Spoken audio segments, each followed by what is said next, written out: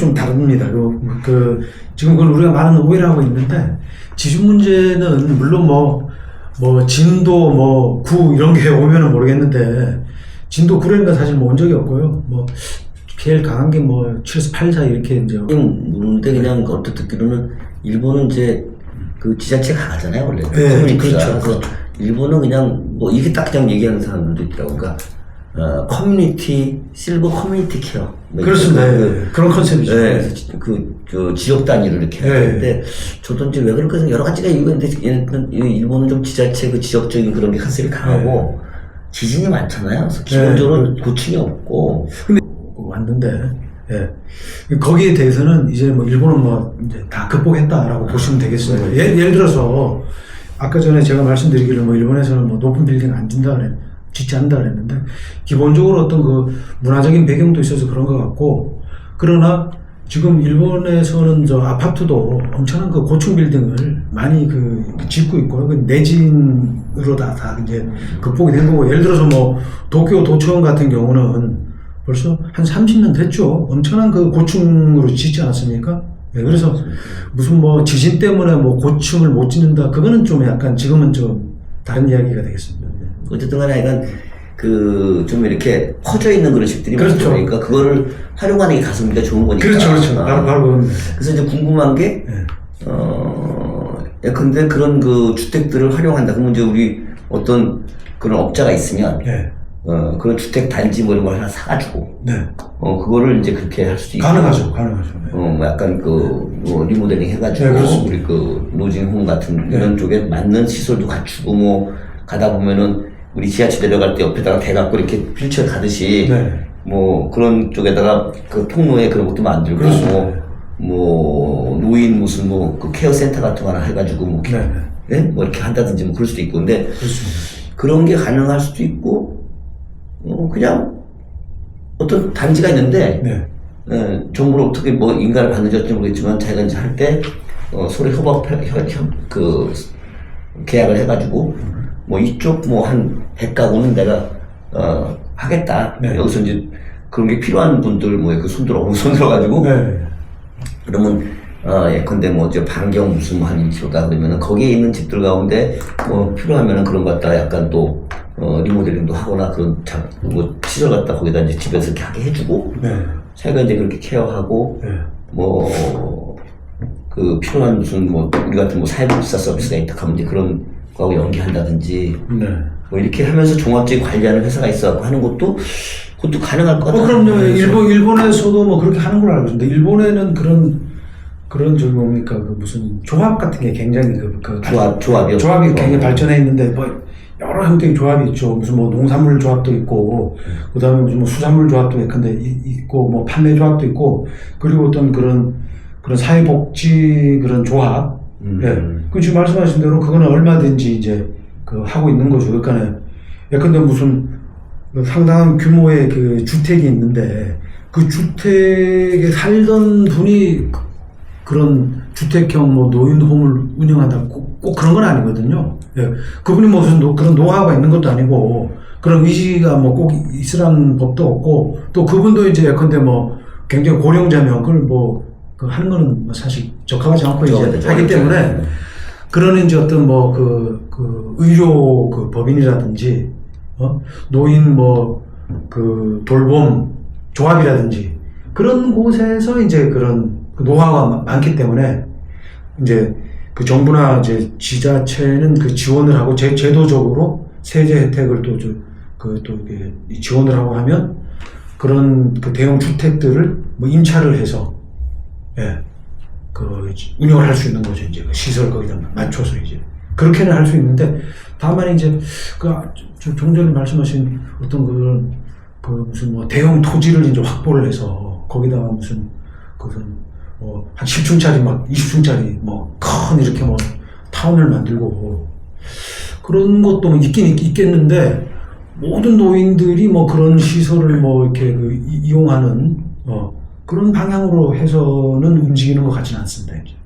여러 형태가 있는 거예요, 그러니까. 그런 우리가 이제 전형적으로 알고 있는 그런 약간 그 고급 실버타운 형태도 있겠고, 일본에. 근데 그거보다 보편적으로 많은 것은 1차적으로는 이제 그 공공기관에서 하는 그런 요양시설. 그리고 2차적으로는 그런 주택형 그런 요양시설. 주택형 노인홈. 민간이 하는 주택형 그 노인홈을 도입함으로 해서 굉장히 많이 그 해결할 수 있었다. 그게 큰 시사점입니다. 그리고 운영은, 그 주택에 무슨 뭐 80대 그 소유자가 하고 뭐 꼭 그런 법이 없고, 그런 운영의 어떤 노하우가 있는 그런 뭐 조합이라든지, 그런 뭐 재단이라든지 그런 쪽에서 할 수 있는 거죠. 그러니까 사실은 이제 일본은 그 지자체가 발달해갖고 저도 이제 뭐 딴 거, 이번에 이제 일본이 뭐 디지털 선언도 하고 자산운용 입국도 선언하고 했잖아요. 기시다 전총리 때. 근데, 보면은, 예컨대 뭐 자산운용 입국이다 이렇게 보면, 도시별로 그 지원이 막 달라요. 그래서 보니까 확실히 일본은 지방정부 지자체가 강하다. 그쪽에 이제 그런 것들이 그냥 발달했다는 생각이 들고요. 지금 말씀하신 그런 그 지역 내에서 다양한 그런 조합들 통해갖고 우리나라에서 하면 그거 사회적 기업 같은 걸로 할 수 있을 것 같아요. 그렇죠. 할 수 있죠. 그러면 사회적 기업이 그쪽으로 많이 진출할 수 있다고 봅니다. 그러면 제가 볼 땐 공공적인 성격도 가지면서 그렇죠. 나름대로 거기서 가성비도 낼 수가 있고. 그게 뭐냐면 이런 논의 중에서 이거는 사실 뭐 본질은 아닌데 상당히 중요한 그 포인트가 뭐냐면 엄청난 고용 창출이 일어난다는 겁니다. 이제 그래서 사실 뭐 그걸 우리가 이제 그 고용 창출 때문에 이런 일이 이제 진행되는 건 아닌데, 결과적으로는 거기에는 많은 뭐 요양사라든지, 거기에 무슨 거기 식자재가 이제 들어감으로 해갖고, 이제 식자재 공급도 되고, 그거를 또 식사를 만들면은 그 안에는 일정한 최소한의 자격을 갖춘, 또 이제 무슨 위생관리사라든지, 조리사라든지, 그리고 이제 무슨 건축 리모델링 함으로 인해갖고 건축에도 이제 건축 경계도 영향을 미치고 많은 어떤 그런 경제적 부가가치가 창출되고, 하여간 기본적으로 거기에 고용을 많이 창출합니다. 그래서 보면 이제 그런 또 요양사 중에는 일본의 젊은 사람들은으로는 공급이 다 안 되니까 동남아에서 젊은 또 이렇게 사람들을 또 이렇게 취업 비자를 줘갖고 들여오는 이제 그런 상황까지 지금 나가고 있지 않습니까? 고용이 굉장히 많이 일어난다고 말이죠. 외국에서 들어올 정도니까. 그렇죠. 사실은 굉장히 중요한 거예요. 제가 우리 실버 대담 때 항상 얘기하는데, 이게 소비 실버 인더스트리를 하지 말고 생산적 실버 인더스트리를 만들어야 된다. 이제 고용 창출이라든지 부가치 창출하고 그러면, 그리고 또 젊은이들이 일자리를 뺏는 게 아니라 젊은 일자리를 창출하거나 또는 중립적인 노인들이 또 생산에 참여할 수 있고 이렇게 되면 사실은 이제 상당히 좋으니까 굉장히 중요한 얘기 지금 하신 거예요. 그래서 일본에서 배울 수 있는 것들 중에 참 그런 것들이, 일본은 약간 좀 기존의 아날로그적으로 많이 발달했잖아요. 그래서 이걸 좀 경험을 잘 우리가 좀 하게 되면 고용 창출이나 이런 쪽에 나름대로 상당히 좀 의미가 있는 것들을 도출할 수 있지 않을까 하는 생각이 들고, 지금 쭉 얘기하신 거 보면은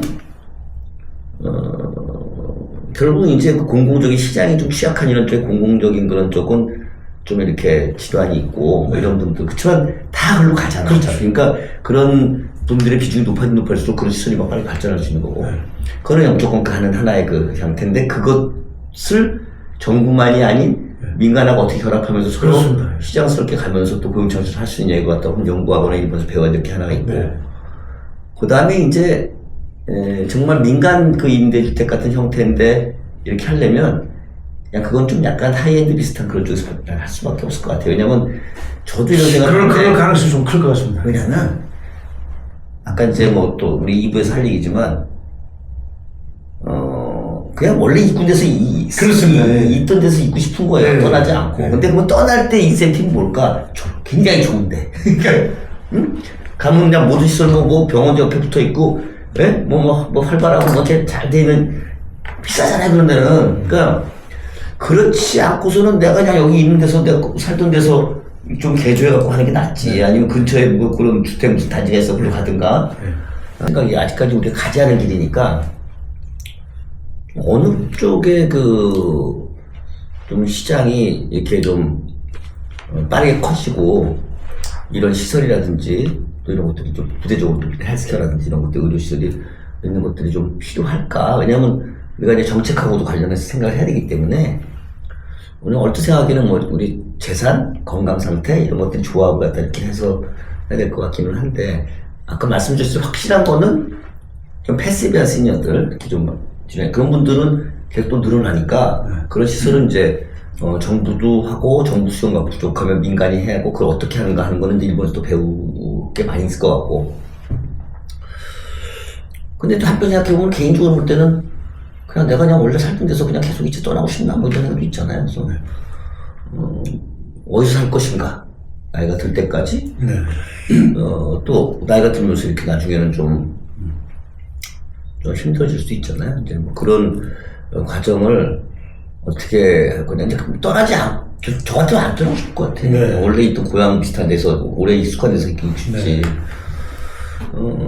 그러면 이제 이런 것들이 재개발, 재건축될 때 좀 어떻게 좀 잘 그렇게 사는 게 낫지 않나 이런 생각도 들기도 하는데, 일본은 좀, 그런 건 어떤가요? 뭐 네, 그렇습니다. 네. 결국은,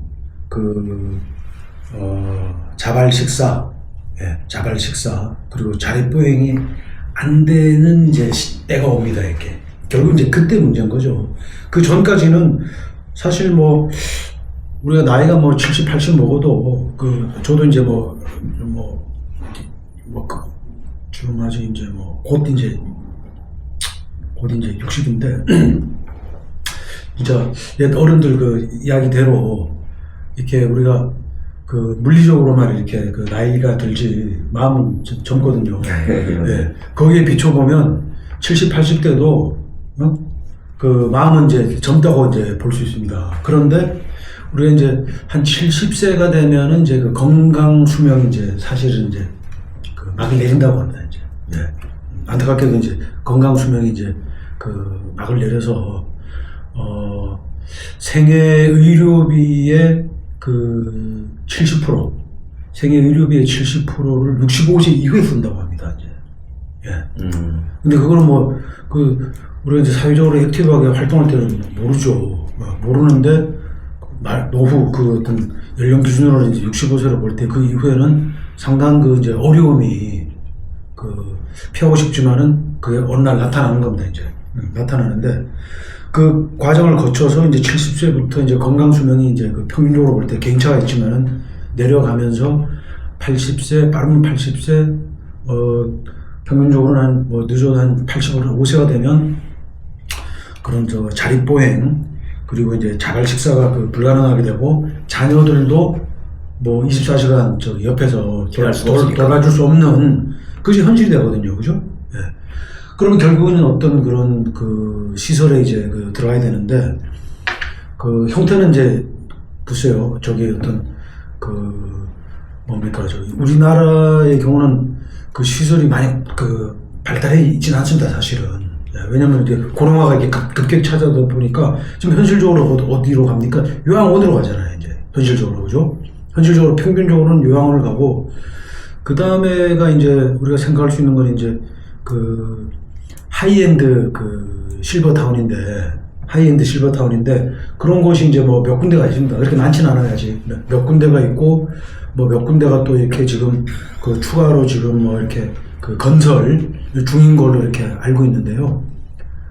그런 시설은 뭐냐면, 상당한 좀 비용이 이제 좀 들고 한데, 일본의 경우를 보면은 결국은 어디를 들어갈지는 기본적으로는 개인 선택이라고 봅니다, 이제. 개인 선택, 하이엔드 실버타운으로 갈 만한 여력이 된다면 가고, 또는 이제 일본의 경우를 보면 이제 그런 그런 노인홈, 요양시설에 들어갈 수 있는 기준에 부합하면 거기 들어갈 수 있는 거고, 거기에 들어갈 수 있는 기준이 안 되면 재산이 많다거나 소득이 있어서 많다는 건 대단히 많은 건 아니고, 근데 이 사람 어떤 특정인이, 연금이 어느 정도 되면은 그런 분들은 거기에서 이제 받아주지 않겠죠. 그러면은 주택형 노인홈 이런 데로 가야 됩니다. 유료 주택형 노인홈 이런 데로 가는데 평균 비용이 이제 한 달에 한 20만 엔, 한국 돈으로 한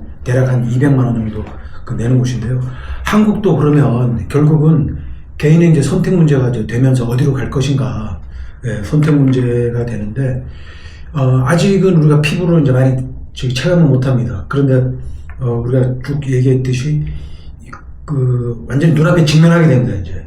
예, 지금 그 1차 베이비 부머가 이제 70세에 올해부터 들어갑니다, 이제. 그죠? 1955년생이 올해부터 70세에 들어갑니다. 자, 그러면은, 지난 한 10년간은 1차 베이비 부머가 60세가 넘는다, 환갑이 된다, 뭐 이런 이야기들을 많이 했는데, 그때까지만 해도 이런 심각한 문제에 우리가 봉착하지 않았습니다. 그런데 이제부터는 한 10년 정도 지나면은 그 55세가 10년 후에는 80세가 됩니다. 80세가 되고 1차 베이비 부모 모두 70대로 들어갑니다, 이제. 그러면은, 앞으로 10년 후에는 일본이 겪었던 이 문제가 현실이 되는 겁니다, 한국에서. 그죠? 그러면은 이 노인들이 이제 어딘가에는 들어가서 이제 보호를 받아야 되는 겁니다.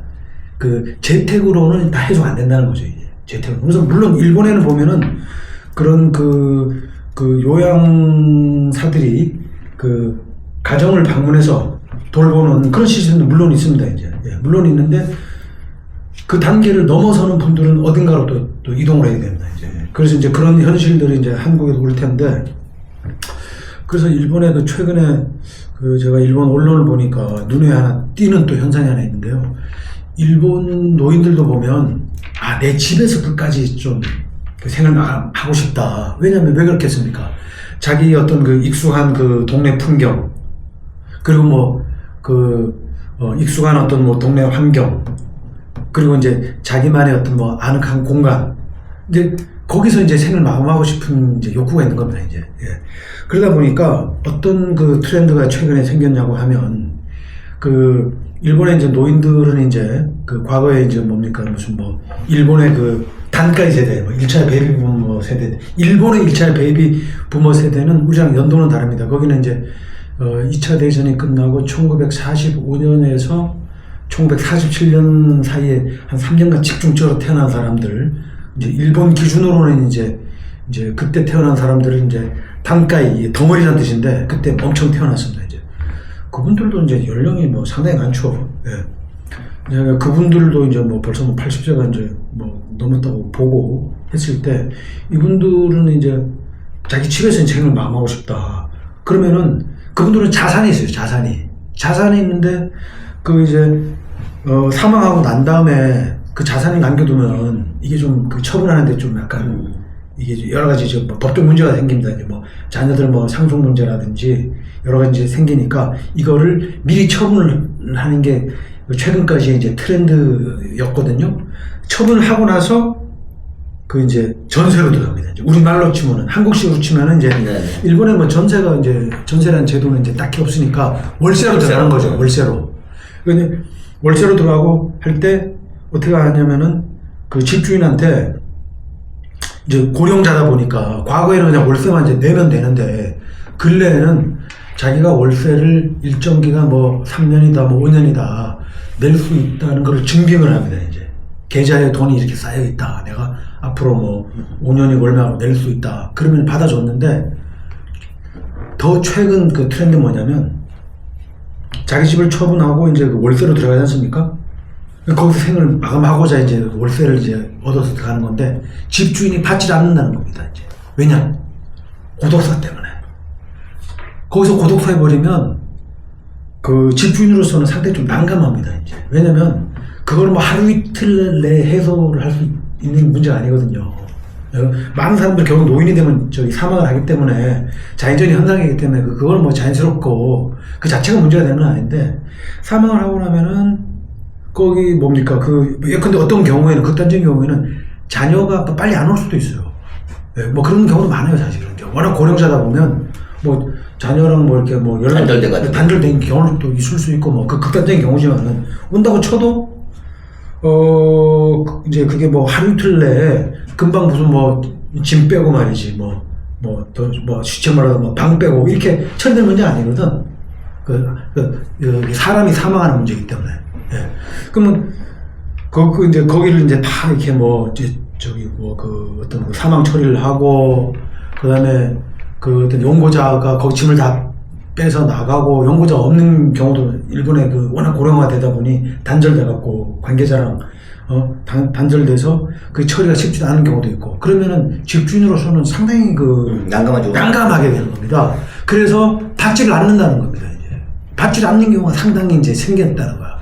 이렇게 그래서 이 고령화가 가다 보면 이런 지금 상황에까지 이르게 되는 겁니다. 예, 그래서 보니까 이제 제가 그 기사를 최근에 읽었는데 그 상당 80대의 어떤 남자죠. 그 여성일 수도 있겠죠. 이제 그 신문에 나온 케이스는 이제 남자였던 걸로 제가 기억하는데 뭐 이혼을 했든지 그 여성이 더 이제 수명이 길기 때문에 먼저 돌아가셨는지 모르겠는데 하여간 뭐 남자도 있고 뭐 여자도 있는데 요 케이스로 나온 거는 이제 남성분이었는데 굉장히 당혹스러워한다는 겁니다.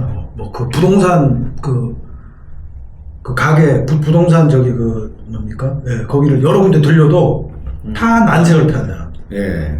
그런 지금 상황이 지금. 그 사람만의 문제는 아니겠죠. 예, 그렇습니다.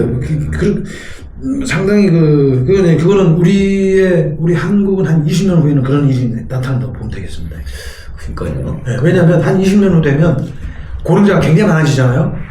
그 생애 마감에 임박한 고령자가 많아지지 않습니까? 평균 통계적으로 봤을 때 한 80만 5세, 지금 100세 넘는 분도 한국에도 많지만, 그게 이제, 통계적으로 볼 때는 한 80만 5세가 이제 최대인 사망 연도인데, 그럼 한국도 이제 한 20년 후에는, 그죠?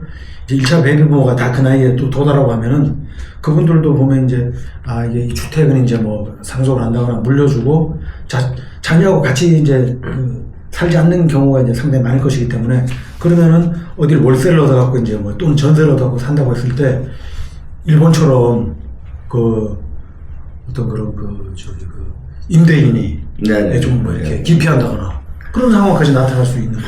그러니까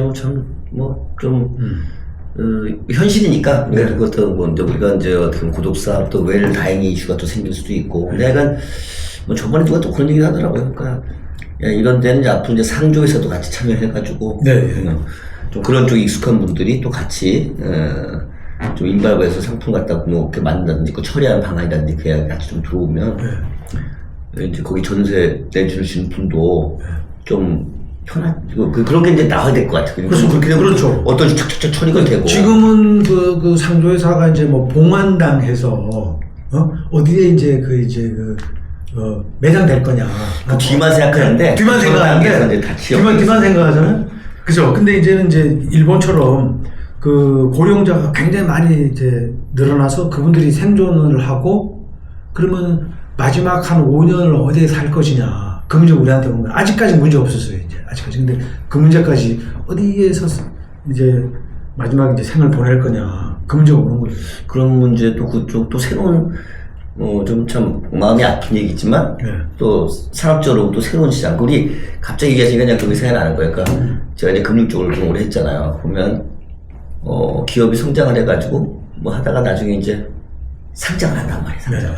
이제 증권회사 같은 경우 이렇게 보면은 IPO 부서가 있어. 이제 상장한 기업을 그러니까 보통은 상장한 다음에 펀딩도 하고 자금 조달도 하고 채권도 발행하고 주주도 이렇게 하는데 증권사가 결국은 원래는 그 상장 이익을 다루는 게 자기 주 업무인데 IPO 부서는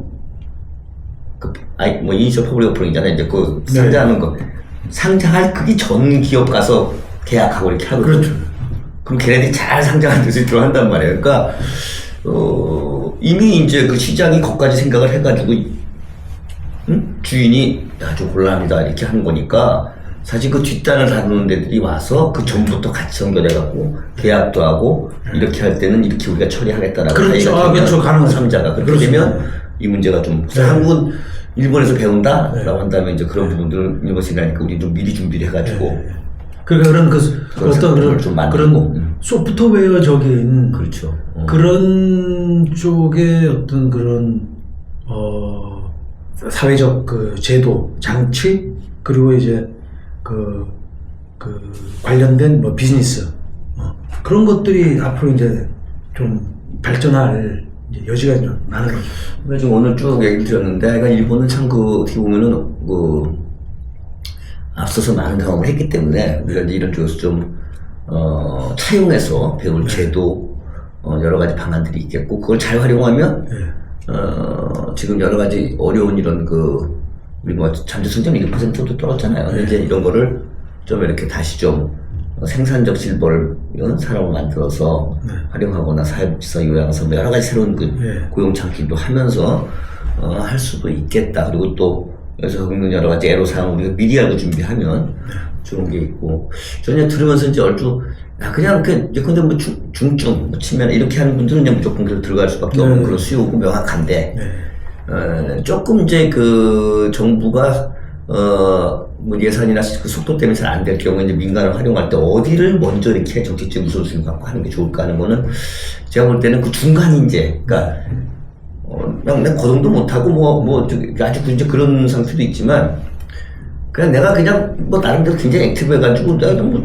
나이 들었지 뭐 그냥 집에서 이렇게 떠나지 않으면 살겠다는 그 중간 영역, 어차피 이전이 되기 때문에 그쪽을 하나의 산업의 어떤 타겟이나 시장을 찾는다면 그런 부분을 잘 이렇게 디자인을 해서 그런 분들은 예컨대 뭐 자기가 있는 곳에서 갖다 리모델링 해갖고 하거나 또는 그런 게 또 만들어지면 그쪽에 근처에 가서 이렇게 하거나 또는 있는 상태에서 관리가 되거나 뭐 이제 이런 부분들을 잘 활용을 하면 이게 이제 새로운 그런 시장과 산업으로 또 연결되면서 고용 창출도 하고 그분들한테 수요자도 만족도 시키고 이런 부분들을 하면 조금 더 약간 다음에 기회가 됐을 때 우리가 또 한번 일본 이런 거 한번 스터디하고 하시면 굉장히 더 좋은 거 우리가 배울 수 있지 않을까 생각이 드네요. 그러니까 한국 같으면 아까 노인주택법상의 3가지 시설 중에서 양로시설, 요양원은 이제 좀 패시브한 상태에 제기가 되신 분들이 있고, 그냥 주거는 그냥 좀 뭐 다 멀쩡하신 분들이니까, 그러니까 아까 10,000명, 25만 명 요양원에 이렇게 있다고 말씀드렸잖아요. 근데, 그냥 뭐, 좀 복지 차원에서 이렇게 노인복지주택 하는 것도 있지만, 사실은 나름대로 재산 상태와 건강 상태를 잘 믹스했을 때 중간에 있는 게 아마 양로시설이 아까 노진홈가 그런 게 아닐까 싶어요. 주택형 노인홈. 그래서 그런 쪽에 맞습니다. 그러니까 이를테면은 다른 뭐 행동도 저기 하신데 좀 중간적인 불편함이 있는. 거기에 대해서 제가 좀 더 마무리 말씀 좀 드리면은 그야말로 진짜 이제는 이게 고령화가 굉장히 무르익은 상태가 되면 웰다잉이 문제가 현실이 되거든요. 웰다잉. 다른 말로 하면 어디서 이제 생을 말 것이냐, 어디에 살 것이냐가 아직 문제가 되지 않았는데, 일본처럼 그런 단계를 완전히 넘어가면 초고령 사회가 완전히 본격적으로 도래하면 웰다잉 문제가 되는데, 지금 말씀하신 대로 일본에 보면 이제 중증 상태 있지 않습니까? 이제 일본 말로다가 이제 네타키리라고 해요. 네타키리가 뭐냐면 들어 누워 있다는 거예요. 이제 뭐 치매라든가 뭐 이렇게 중증 상태. 이제 그런 분들은 기존에도 대응을 해왔어요, 그죠? 대응을 해왔는데 이게 어떤 지금 고령자들은 상당히 건강한 상태에서 이제 장구한단 말이에요. 이렇게. 그래서 제가 이제 2017년에 일본의 주택형 노인홈에 가봤을 때 보니까 네타키리는 아니고 어떤 상태냐면 전반적으로 이렇게 뭐 건강 상태가 좋습니다. 좋은데 예컨대 연세가 이제 나이가 뭐 80만 50, 90세 돼요, 보통. 그러면 거동이 좀 어려워, 이렇게. 거동이 어렵고, 심지어, 이렇게 뭐 눈꺼풀이지 않습니까? 눈꺼풀 한번 들어 올리는 것도 어려워요, 이렇게. 그냥 휠체어에 앉아있어요. 그리고 얼굴 빛깔도 뭐 꽤 좋은 편이에요, 이제. 그러니까 네타키리도 아니지만은, 완전히 중증 상태도 아니지만은, 자립보행을 해서 뭐 이렇게, 뭐 동네를 좀 뭐 걸어서 왔다 갔다 산책을 할 수 있다거나 사회생활을 할 수 있다거나 이 불가능한 거예요, 이제. 그런 노인들이 굉장히 많이 늘어나는 거예요. 그러면 그런 분들이 어떤 뭐라 그럴까 뭐 하이엔드 실버타운에 들어가도 의미가 없어요, 사실 그런 분들은. 그러니까 일본에서 중간 형태로 발전한 게 주택형 노인홈이 이제 발전한 겁니다, 이제. 그랬을 때는 가족들도 면회가 이제 수월하거든. 왜냐면 동네 단위로 이렇게 있으니까. 물론 그 자녀가 뭐 어디 저기 무슨 도시에 나가 있거나 그러면 이제 물론 이제 뭐 자주 면회 못 하겠지만은 기본적으로 문턱이 좀 낮고요. 그러나 이제 비용은 이제 개인 부담을 해야 되는 상황이다 보니까 덧붙여 말씀드릴 것 같으면 결국은 어떤 그런 경제적 그런 노후 준비가 굉장히 중요하다. 그래야지 어떤 그런 뭐랄까 이렇게 좀 깔끔한 어떤 그런 마지막 그런 그 노를 이제 보낼 수 있다. 뭐 안타깝습니다만은 이제 그런 말씀을 좀 드릴 수 네, 있습니다. 아주 오늘 매우 감사하고요. 정책적인 그런 그 임플리케이션도 많이 지금 얻은 것 같아요. 그래서 네. 저는 이제 개인적으로 지금 엄청나게 필요한데 다 시장이 커진다고는 알고 있는데 지금 뭐 어정쩡해가지고 수요자 공급자의 인센티브나 이런 것도 지금 못 만들고 있는데 결국은 다 할 수 없잖아요. 그러니까 반드시 해야 되는 그런 쪽 지금 뭐 중증 뭐 이런 거는 지금 기존도 해왔지만 그냥 그런 정부 중심으로 하고 추세대로 하고 네. 어떻게 하면 시장적인 민간을 활용해서 하되 어떤 데 우선적으로 테스트 마켓 또는 테스트 베드 형태로 해가지고 정책적 인센티브를 먼저 줘서 그냥 그런 사회적 효용이 제일 큰 시장이가 됐는데 그거는 결국은 지금 얘기하신 대로 하여간 뭐 정신적으로 이런 거 다 큰 문제가 없으신데 이를테면 거동이 불편하다든지 뭐 이래서 하이엔드 가서 이렇게 뭐 그럴 필요가 없으시고 뭐 그렇다고 또 요양원 이런 건 아니고 그러니까 일본 같은 경우는 아마 노진홈 같은데 그런 식의 그 시장 이걸 타겟팅해서 가장 클 수 있는 잠재 시장이 큰 곳이니까 그것을 이를테면은 뭐 왜냐면 누구나 거기 거쳐서 간다고 생각하니까 그 중간 인투림 단계의 그 시장을 디자인을 하고 어떤 인센티브를 줘서 그쪽이 민간 공급자 수요자가 잘 매치가 되도록 하게 되면 거기서 굉장히 큰 고용 창출이나 새로운 그 잡이나 그런 걸 만들 수 있고 그 가장 또 그 수요자의 만족도를 높일 수 있으면서 할 수 있을 것 같다는 생각이 드네요. 제가 사실 그런 쪽에 지금 좀 머리가 어지러웠는데 오늘 말씀 들으면서 저는 개인적으로 상당히 이게 정리가 돼서 또 개인적으로 또 감사를 드립니다. 오늘 장시간 일본의 고령화 및 그 우리 실버 좀 시니어 하우징 실버 주택에 대한 얘기를 우리 김동호 위원님과 나누면서 많은 걸 또 우리가 인사이트를 얻었고요. 우리 시청자분들도 많은 그 인사이트를 얻었을 것으로 확신하고 또 다음에 기회를 만들어서 우리가 또 일본 좀 더 디테일한 그런 얘기를 나눠보도록 하겠습니다. 오늘 장시간 감사합니다. 네, 감사합니다.